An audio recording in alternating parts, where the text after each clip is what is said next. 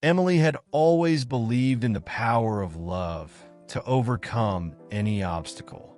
When she married James, she was certain that she had found her happy ending. He was attentive and charming, someone who promised to take care of her no matter what. But as time went by, that vision began to fade, mainly due to the constant presence of Margaret, James's mother. Margaret never hid the contempt she felt for Emily. From day one, she made it clear that she thought her daughter-in-law was not good enough for her son.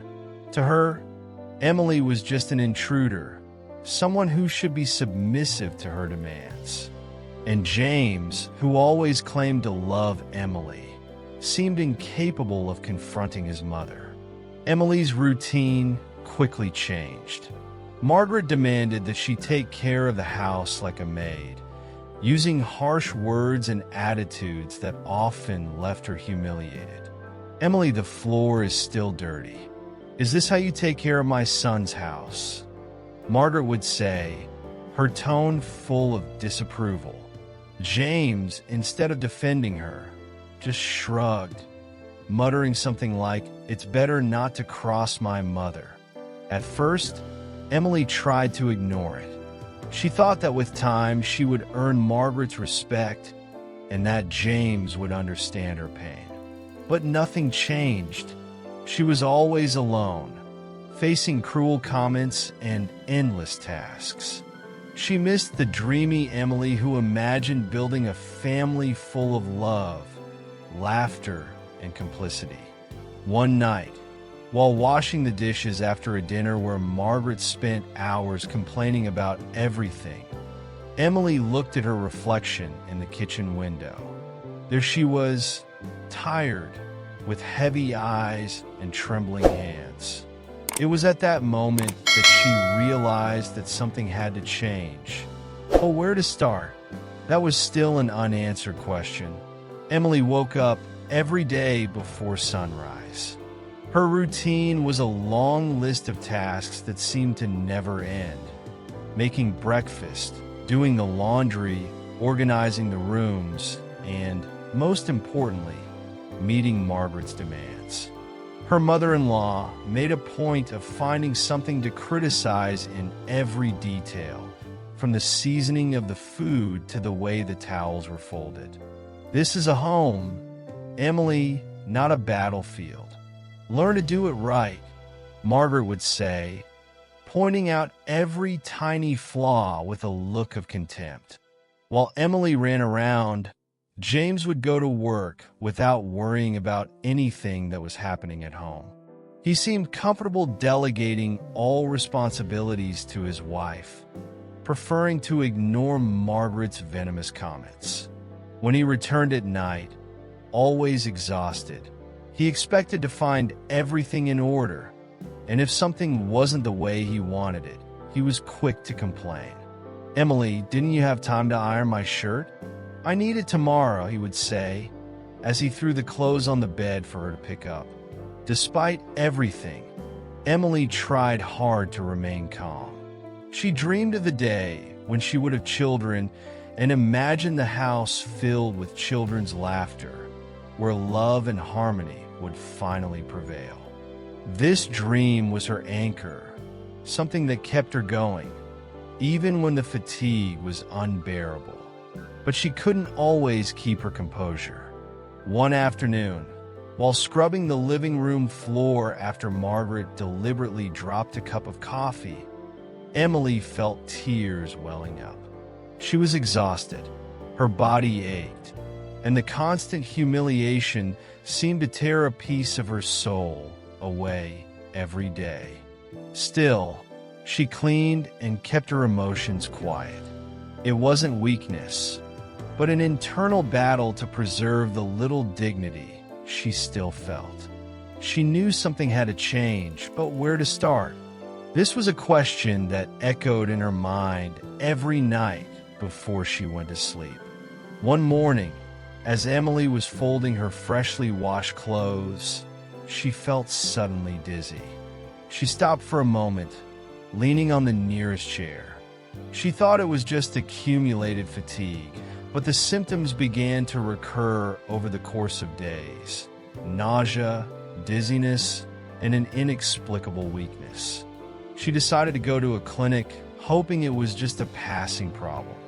The doctor entered the room with a gentle smile, holding the test results. "Emily, I have good news for you. You're pregnant." For a moment, she was in shock, trying to process the words. But then she felt a wave of joy and hope. A baby, something she had always dreamed of. Maybe this child would be her chance to start over, to bring light into the darkness of her current life. With her heart racing, she went home ready to tell James the news. She hoped he would be happy, that he would embrace the idea of starting a family with the same enthusiasm she felt at that moment. When he came home from work, Emily asked him to sit down and, with a shy smile, revealed, "James, I have news. I'm pregnant." However, his reaction was a bucket of cold water. He remained silent for a few seconds, staring at the floor. Then, with a sigh, she said, "Do you have any idea how much it costs to have a child? Diapers, doctors, clothes. I don't know if this is the right time for this." The coldness in James' words pierced Emily's heart. She expected support, but she received indifference.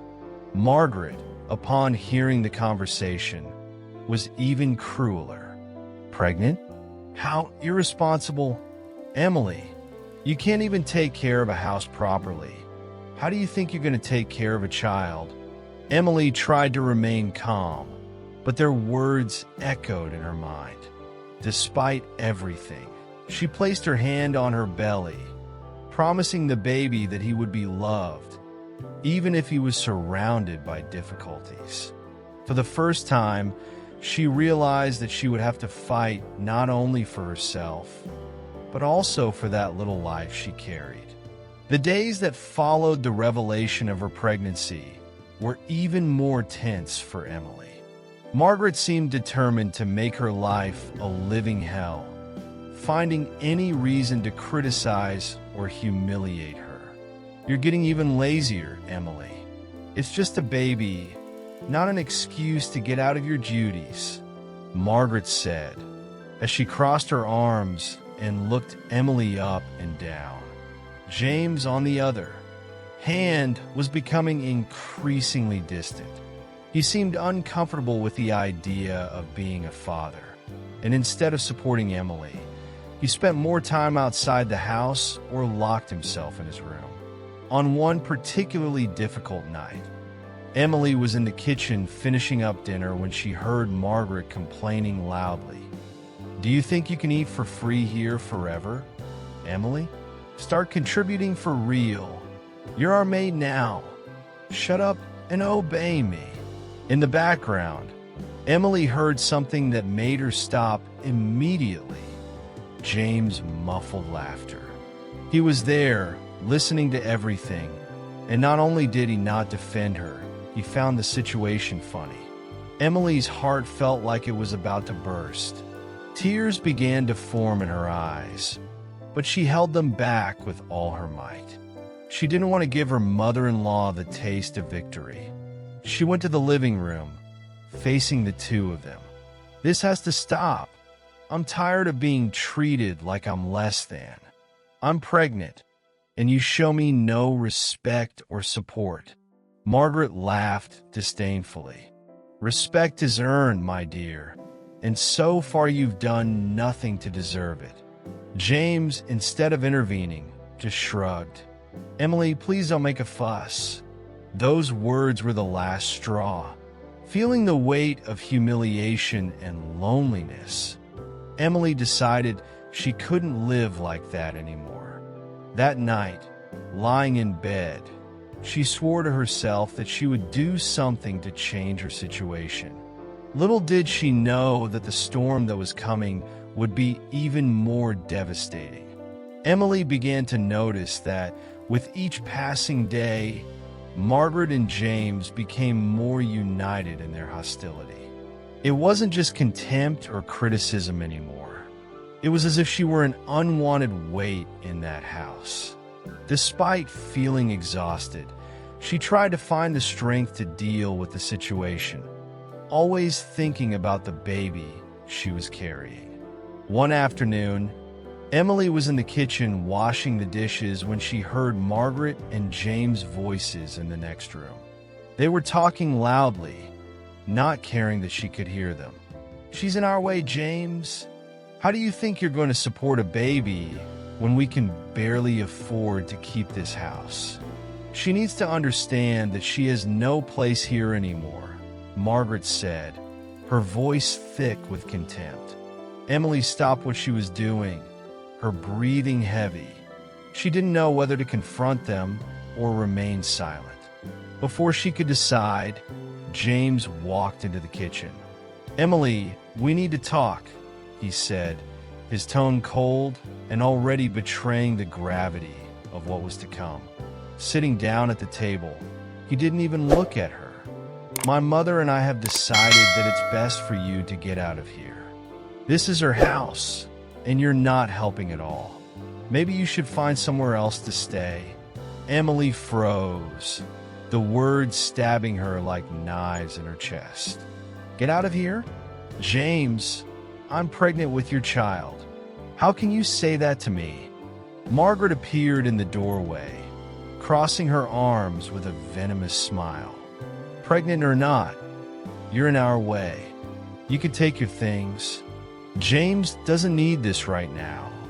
Emily tried to argue, begged for some empathy, but it was as if she were talking to walls. James looked uncomfortable, but he didn't object to his mother's decision. With tears in her eyes, Emily gathered her few things, putting them in a small suitcase.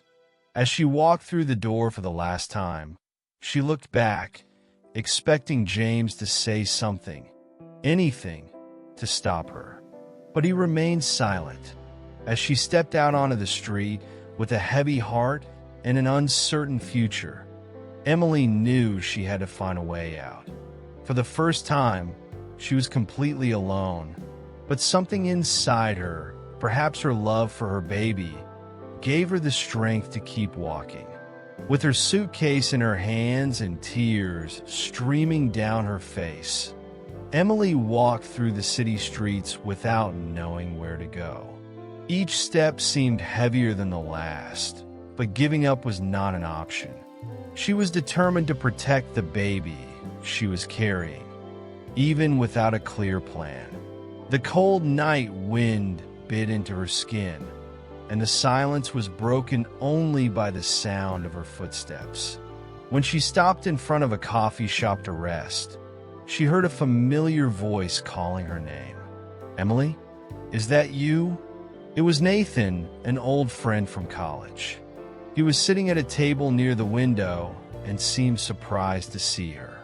Nathan had always been a kind and reliable friend, someone Emily could count on in the past, but time had separated them. "Yes, it's me," she replied with a weak smile while trying to hide her tears.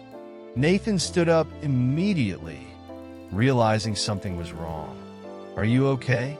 What happened?" He insisted, inviting her to sit down. Emily hesitated, but the kindness in Nathan's eyes convinced her. She sat down and told him everything, from Margaret's abuse, James's indifference, and the moment she was thrown out of the house, to her pregnancy. Each word felt like a relief, as if she could finally let go of the weight she was carrying. Nathan listened intently, his expression alternating between shock and outrage. "Emily, this is unacceptable. You can't go through all this alone. Come with me. I have a place where you can stay for now." Emily tried to refuse, worried about being a nuisance. But Nathan was firm. "Please let me help. You can't spend the night on the streets, especially when you're pregnant." A short while later, they arrived at Nathan's small apartment.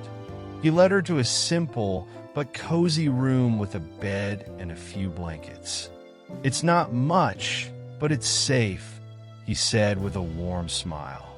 Emily felt the tears come again, but this time, they were tears of gratitude. "Thank you, Nathan. I don't know what I would do without you." That night, for the first time in a long time, Emily was able to sleep feeling protected. She knew there was still a long way to go, but with Nathan by her side, she felt like maybe it was possible to start over. In the days that followed, Emily began to regain her strength.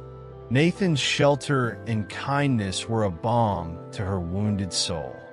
He not only offered her a safe place, but also words of encouragement. "You are stronger than you think, Emily, and now is the time to show it." Inspired by these words, Emily decided to fight for her rights. Nathan, always willing to help, suggested that she consult a lawyer. "You have invested a lot in that house, Emily." And James, while he is not as untouchable as he seems, reluctant at first, she agreed. Together, they drove to a local law office where the lawyer, Mr. Carter, patiently listened to the whole story. Mr. Carter frowned when he heard about Emily's dismissal and James and Margaret's manipulations. "If what you are saying is true, we can investigate and gather evidence. But it will take time and determination." Emily knew it would not be easy, but she was ready to face the battle. With the help of the lawyer, they began to gather documents and evidence. Mr. Carter requested the security cameras of the office where Emily worked to check the records of the alleged exchange of documents that had led to her dismissal. He also asked for proof of all the expenses Emily had incurred in renovating Margaret's house. Meanwhile, Nathan became a pillar of emotional support. He accompanied her to every appointment, encouraging her not to give up. "You have a right to everything you've earned, Emily. And if you don't fight for it, they'll keep belittling you." In the midst of these investigations, Emily began to realize something she hadn't before: how much James and Margaret had manipulated her throughout their relationship. Memories of times when she had been silenced or humiliated now came flooding back. But instead of feeling sad, she felt a growing anger, a desire to prove that they could no longer control her. Days later, the lawyer brought her important news. "Emily, the footage clearly shows that James was in the document room on the day of the exchange. There's enough evidence to prove bad faith. This changes everything." For the first time in weeks, Emily felt like she was in control. With the help of Nathan and Mr. Carter, Emily saw a path forward. It wasn't just about justice. It was about regaining her dignity and securing a safe future for herself and her baby. With the evidence gathered, Emily filed a lawsuit against James. The documents proved not only the manipulation that had led to her dismissal, but also the renovations she had financed to Margaret's home. Each piece of evidence was a step closer to restoring the justice Emily so desperately desired. The hearing was scheduled, and on the day of the trial, Emily was nervous but determined. Nathan accompanied her, holding her hand for strength. "You are not alone, Emily. Remember that," he said as they waited in the courtroom. When James was called to testify, he tried to dodge the charges. He claimed that it was all just misunderstandings and coincidences. But the evidence was irrefutable. The camera footage clearly showed that he had manipulated the documents to incriminate Emily. Furthermore, the receipts for the home improvements reinforced how much she had contributed financially, despite the humiliation she faced. Emily's lawyer, Mr. Carter, presented everything accurately. When James finally realized that he was cornered, he lost his composure and tried to shift the blame onto Margaret. My mother always said that Emily was untrustworthy. I was just trying to protect my family, he argued, but no one in the courtroom seemed convinced. The judge, after hearing all the testimony and analyzing the evidence, gave the verdict. James was found guilty of fraud and manipulation. He was ordered to pay a significant fine and return to Emily part of the investment she had made in the house. Furthermore, the court ruled that Margaret could no longer use the house as a means of control, since the renovations Emily had financed made her part owner. As James and Margaret protested, Emily felt an indescribable sense of relief. For the first time in a long time, justice had been on her side. Nathan, at her side, smiled and said, "I knew you could do it." With the compensation received and the rights to the house secured, Emily began to plan for her future. She decided to sell the house because she didn't want any reminder of the painful times she had experienced there. She would use the money to start over, to build a home where she could raise her son with love and security. The court victory was a milestone for Emily. It wasn't just about the money or the house, but about proving to herself that she could overcome any obstacle. Now she looked to the future with confidence, knowing that she was rebuilding her life with dignity and strength. After her court victory, Emily felt that she had finally regained control of her life. Selling Margaret's house was a symbolic step toward letting go of the past. With the money, she rented a small apartment in a quiet neighborhood where she could start over.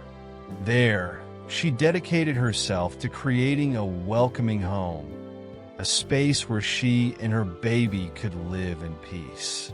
Nathan remained by her side, being more than a friend.